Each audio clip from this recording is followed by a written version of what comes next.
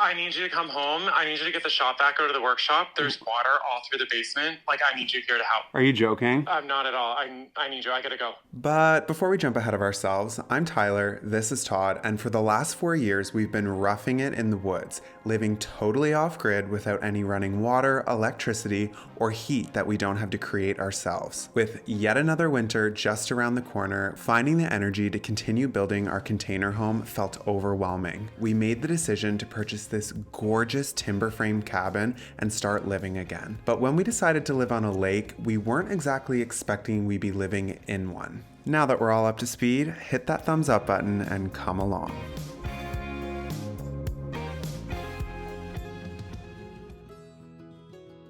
I just finished my morning coffee, and honestly, this view has yet to get old. The first thing on the to-do list, though, is dealing with our water. So unlike at the land where we pull from an underground well, here we're pulling our water out of the lake. So we want to make sure that the filter system that's in place here is properly sized and running properly to make sure that we don't have to worry about bacteria and all the harmful stuff that could be in the water. So Nick, who you might remember, built our filtration system over at the land. He's just getting here now and gonna make sure that everything is good so we have safe, clean drinking water. So let's get to it. I don't know if it's doing the right things or how it all works. Yeah, it is definitely a softener. Here, I'll sneak this off. Yeah, because there was a bag of salt and then yeah. Because that dirty, like mucky, bubbly stuff on the top, like it should be nice and clean, but all that brown muck, that's from the dirty salt. And then the other thing too is I noticed the bulb was Yeah, you got dying. 28 days, so I'll service it all. Okay. This one might take me a bit to just sort of wrap my head around and see what it needs. But this one here is straightforward. So. And for taste and stuff, the water seems fine, but like we just get nervous because it does come slightly yellow when I'm doing dishes. Does it? Yeah, I'd really have to dig into this unit in particular just to figure out exactly what it would take for parts, but I will run it through its cycles to make sure everything's functioning fine. I don't think we're going to have an issue with it because it's so new. But yeah, we'll go from there. Cool. Yeah. That's what we figured. Like, it looks new. We figured things are fine, but it's better than, like, safe than sorry. 100%, yeah. So I'm going to go grab some tools and some gloves, and we'll get right at it. Cool. Yeah, no, I'm pumped. The filter wasn't terrible. Like, that's the filter that I took out.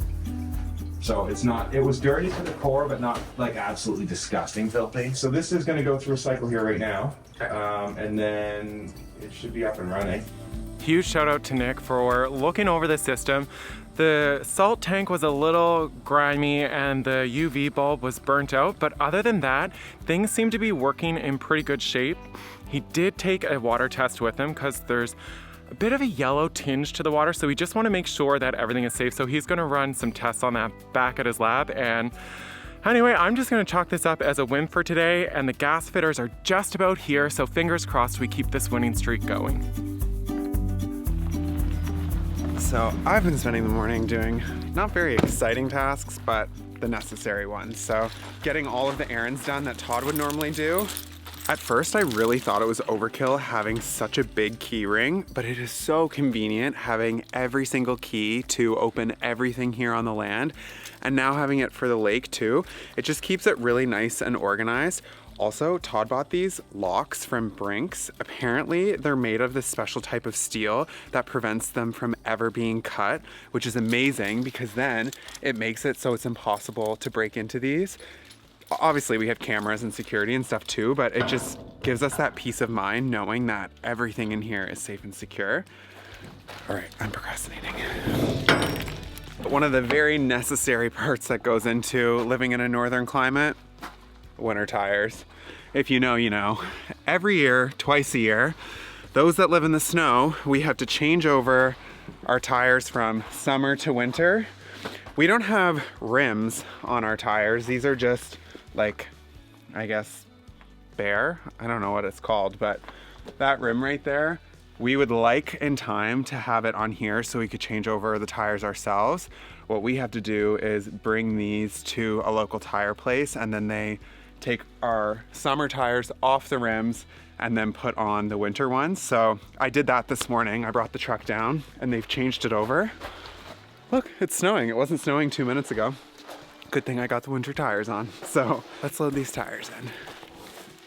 Also, it never ceases to amaze me how space is always turned into just complete bombs. Like, we need all of these things in here. There's so many important tools and parts and chainsaws and everything, but wow.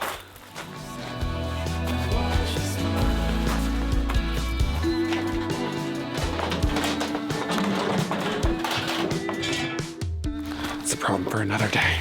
God, I really timed this perfectly. I wonder if it's snowing back at the lake.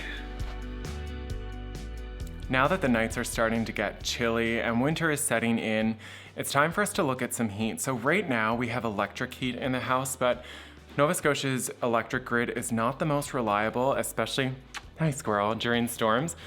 There is a propane stove here, but when we did some digging, there's no permit or record of the install. So that means that we can't get house insurance, and there's also just the safety component of it. So we have some gas fitters coming just to go over things, make sure that they can connect it, things run perfectly, and make it a little less sketchy, because right now, on the outside of the wall, the propane line just has electrical tape on it, so we need to get that off and actually get a propane tank installed. Yeah, I'm just gonna get a tank measure. If we can have the collar of the tank below the window, it doesn't matter. Oh, look at that. Yeah, let's shovel that up and get that thing in. Is that where it was before? Yeah, Wow. man, everything was here. Maybe we'll just go inside right now and I'll take a look, because I gotta make sure that the shutoff valve is open, so I'm actually pressure testing the safety valve. Sure.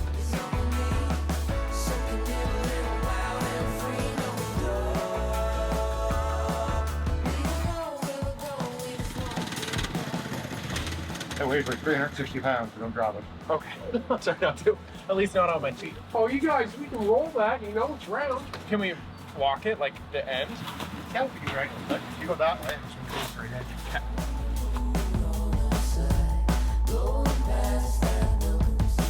Oh, Yeah, we can get started right away. perfect. Well, we warm And that tonight. stove looks awesome. I don't think we're gonna have any problems today. Nice. One good thing going our way. Yeah, man. I think we're gonna take the whole thing out. It's right at the foundation.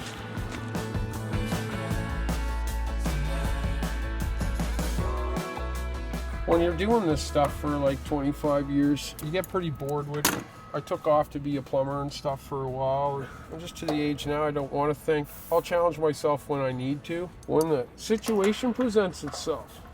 This is progressing really fast. I think we're just a little traumatized from when we had propane installed at the land, but the pad was already there. We found it under the dirt, and then the line going into the cottage is salvageable. So literally put a tank on, connect it in, and then we'll go inside, make sure the stove is working, it's safe, and fingers crossed we're gonna have some heat tonight. Just gonna print your name just on under it there. Okay.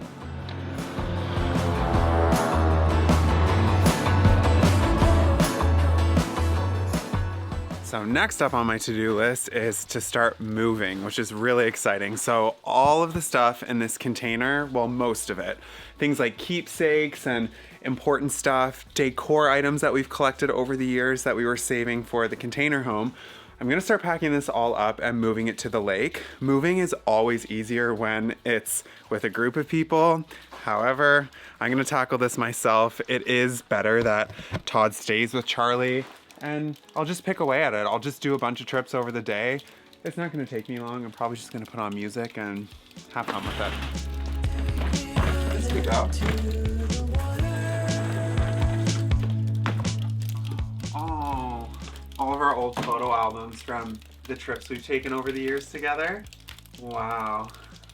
Look how cute, you guys. These are all the photos from our wedding day. Look at us, we were just little babies. So cute. Like, I definitely don't want this stored here. It needs to be at the lake so we can drink wine and look at all of the memories. Oh. I just got so distracted with packing. Well, not so much the packing, but opening up each box and seeing what's inside, and then getting distracted by going through everything that's inside the boxes and getting excited that I almost missed an appointment. I want to take a quick moment and thank the sponsor of this week's video, BetterHelp. We've opened up on the podcast in the last few weeks about the different struggles that we've went through in our life growing up in such a small town in northern Canada. was a really traumatic experience, the bullying and everything that I had to deal with. And for many, many years, I had a chip on my shoulder that it was really hard to shake. That experience, it changed me in so many ways. Having a therapist that I can talk to, a safe space that I'm able to explain these emotions and the feelings, to work through them so it's not affecting my relationships today, has truly transformed my life in every aspect. I'm able to have more meaningful and impactful relationships with people and with strangers. And the reason it's such a gift is because I don't have to leave what I'm doing right now. I can jump on this phone call and have a really meaningful connection with my therapist, or a video chat if I wanted. It's whatever works best for me in that moment. And it's been truly such a gift, and I think all of us can benefit from therapy. Therapy doesn't have to be a dirty word. It can be something that we're all proud of. So click the link in the description box down below. By doing so, you'll save 10% off your first month of therapy if you use the code TylerTodd. That's betterhelp.com/TylerTodd. All right, I'm gonna have a quick call with my therapist and continue on packing up the truck. It's leaking a little bit, so we're gonna exercise it and give it the benefit. And yeah, I found our leak. Look at that. It's gonna be fun. All right. Wrench on that. Awesome. There you go. It's still dropping with the valve off. We're good. Can you turn the gas on? It is right now again, yeah. All right, awesome.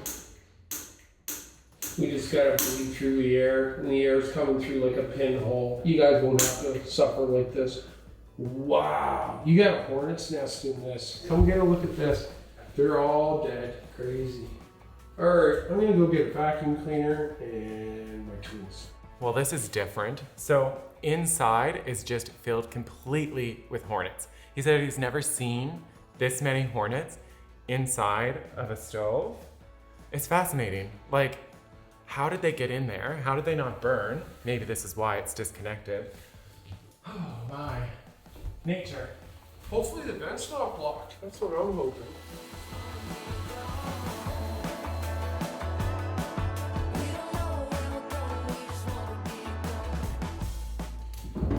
I don't think this has been used for quite some time. So the way it works, so you've got two rods here. This is a thermocouple, this is a thermal pile. So this actually operates the valve, and this one is your safety. So anything happens, like the wind blows out the pilot, you get low gas pressure and the pilot gets weak and goes out, then the gas valve will snap shut and it won't allow you to turn it on and flood it up with gas. Because then you'd get a big pop, right? If when you did actually go to spark, bad things could happen. So it takes care of itself. Okay, look at that. So we've got a hole again. Crazy, eh? So we just gotta give this a little test to make sure I don't have any leaks that are gonna be happening here. There we go. It's lit. Yep. Did you want to try lighting it? Just to get your hands dirty and be familiar with it? Turn it on. Okay, and then there would be a switch on the back here. How do I spin it? It's kind of locked. You gotta kind of press in and jiggle it a little bit to get it to turn. Awesome. So now we just flick this switch on the back. Totally, there we go. Oh, wow. Yep. So, anyways, I'm gonna turn that off, tighten everything back up and put her together. Yeah, this is about as simple as my day can possibly get.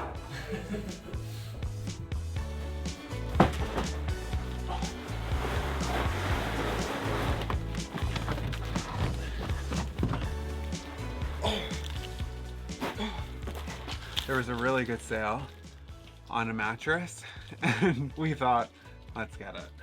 But it's so heavy. So I found a Christmas tree. I'm gonna pack that because I'm sure Todd's gonna wanna decorate. The one thing is, this is only a 7-foot pencil tree, so I guess it's just really skinny. I have a feeling with the new ceilings, this is just not gonna cut it for him, but we'll throw it in the mix. A couple of tree skirts. Win Husband of the Year, you guys. All right. I think that's all I'm gonna be able to fit with this load. That sounded wrong, but luckily, Todd's not here.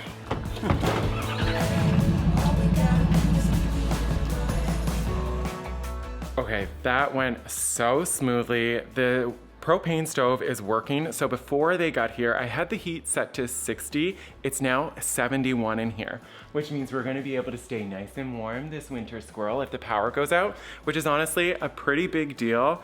It just is such a relief to know that that works and we have a secondary source of heat. Whoa, I hear water running downstairs. What is, oh my God.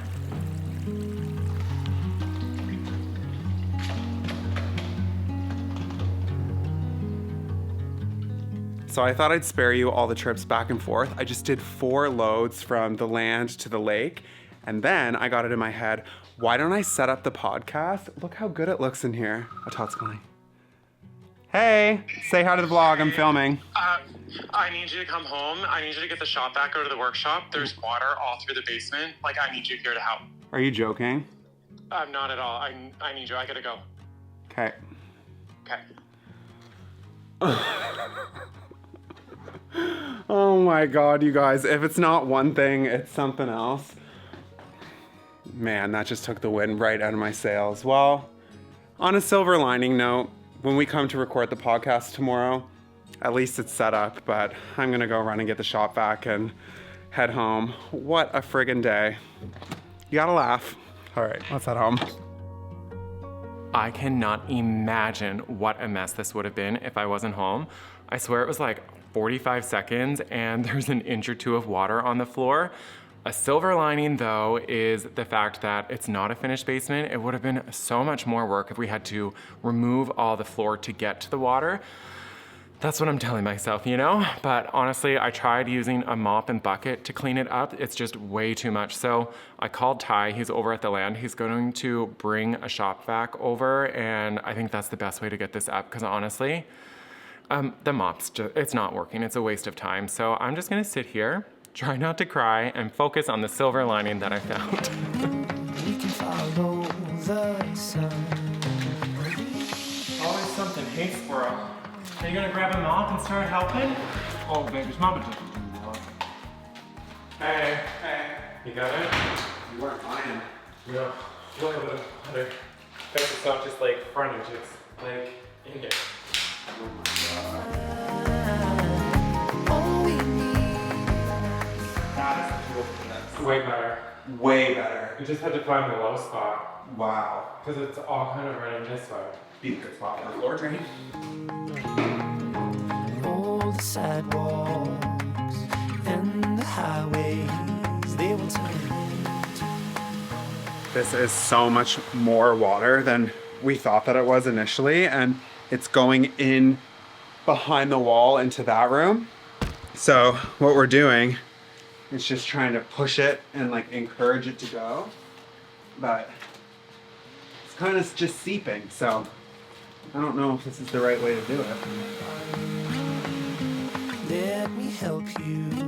We can follow the sun and leave the rain for. So, a few hours later, this room is as dry as it's gonna be from a shop vac and a mop. We've got a lovely dehumidifier going, and we're gonna be cooking with gas. We're gonna find all we need in our sunset paradise. We've been running the dehumidifier non-stop. We cannot get over how much water it's collecting. All of this water came from the filtration system blowing a line on the first backwash after the maintenance it had this morning. Once we got things cleaned up, I continued making trips bringing boxes from the land to the lake while Todd decided to use the flood as an excuse to completely reorganize the mechanical room and clean out the stuff the previous owners left us. It looks so good. With each box Ty brought to the lake, I had enough time in between trips to organize the stuff so it's less overwhelming. Unpacking and finding each item's new home is definitely time consuming, and I had hoped that we'd be all moved in by the end of this video, but honestly, the way it's looking, we started the day with just a mattress on the floor and we're ending it with some clothes in the closet, the essentials in our kitchen cupboards, and a cozy fireplace that's keeping us warm. It's going to take a lot more than a flood to slow us down. See you Sunday.